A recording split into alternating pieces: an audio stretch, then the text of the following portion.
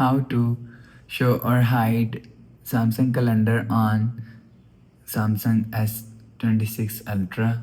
Let's start the video. First of all, go to app library. Here click on calendar app.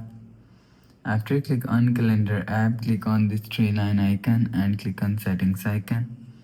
Now in calendar settings, scroll down and you will see click on manage calendar. After click on manage calendar, so you will see Google Calendar is there. If you want to hide Samsung calendar, so turn off this button. After turn off this button, you will see Google Calendar is hide from Samsung calendar. If you want to show Google Calendar on Samsung calendar, so turn on this button.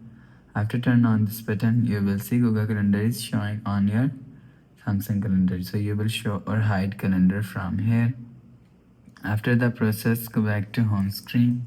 So that's how you can show or hide Samsung calendar on Samsung S26 Ultra. If you like the video, please subscribe. Thanks for watching.